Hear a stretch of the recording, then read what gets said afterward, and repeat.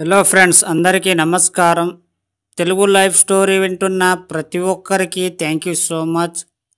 అలాగే విశ్వానికి కృతజ్ఞతలు. మీరు మీ లక్ష్యం కోసం పరిగెడుతున్నారా? అయితే మీ లక్ష్యాన్ని ఎన్నటికీ సాధించలేరు. ఎందుకంటే లక్ష్యంలో ఒత్తిడి ఉంటుంది, ఆయాసం ఉంటుంది, హడావుడి, ఇంకా ఎంతో మానసిక ఆందోళన ఉంటుంది.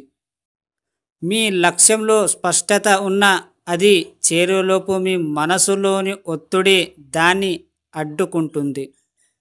ఎప్పుడైతే లక్ష్యం కోసం పని చేస్తారో అది మిమ్మల్ని నిలకడగా ఉండనీయదు. గొప్పవారు ఎవరు లక్ష్యం కోసం పని చెయ్యలేదు.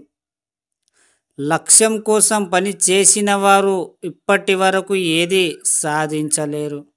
ఎస్, మీరు విన్నది నిజమే. మరి ఎలా? అనుకున్నది సాధించడానికి ఏం చేయాలి? ముందుగా మీరు ఏదైతే అనుకుంటున్నారో దానిపైనే కోరికను పెంచుకోండి. కోరికతో పాటు ప్రేమను ఉత్పన్నం చేయండి. అలా మీ లక్ష్యాన్ని మీతో మమేకం చేసుకోండి. దాన్ని ప్రతి క్షణం అనుభవించండి. అది డబ్బు లేదా సంపద, ఇంకేమైనా కావచ్చు. దాన్ని అనుభవించండి. అనుభవించడంలో మీరు శరీరంలోని ప్రతి కణం దాంతో మమేకం అయిపోవాలి. దాని స్పర్శను పొందాలి.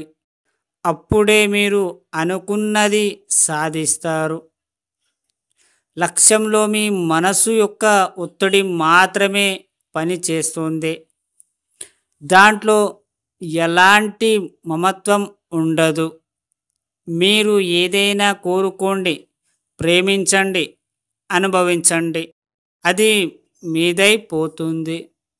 మీరు ఏదైనా ఒకటి కావాలన్నప్పుడు దాన్ని మీ దగ్గర ఉన్నదనే ఊహించుకోండి. ఒకవేళ మీరు అది మీ దగ్గర అది ఉంటే ఎలా మీరు ప్రవర్తిస్తారో, మీరు ఏమేమి చేయాలనుకుంటున్నారో అవన్నీ కలలు కనండి, ఊహించండి. అది మీ దగ్గర ఉన్నదని మీరు ఊహించినప్పుడే అది కనెక్ట్ అవుతుంది.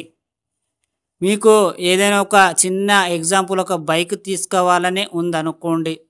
ఏదైతే మీరు ఆ బైక్ ఆశపడుతున్నారో ఆ బైకు మీ దగ్గర ఇప్పుడు ప్రజెంట్గా నీ దగ్గర ఉన్నట్టే ఊహించండి. అలా ఊహించినప్పుడు అది పదే పదే ఊహించడం వల్ల అది నిజమవుతుంది. కల వస్తే నిజమవుతుంది అంటారు కదా, అలాగే మీరు కలల కంటే అది నిజమవుతుంది. పదే పదే కల కలడం వల్ల అది మీ మైండ్తో మమేకమై సబ్కాన్షియస్ మైండ్ తీసుకొని యూనివర్స్ మీ ముందు ఉంచుతుంది. ఒక్కసారి ప్రయత్నిస్తే కానీ తెలియదు అది మీకు ఇది నిజమా కాదా అని. అర్థమైందా ఫ్రెండ్స్? ఈ స్టోరీ విన్న ప్రతి ఒక్కరికి థ్యాంక్ యూ సో మచ్. అలాగే విశ్వానికి కృతజ్ఞతలు.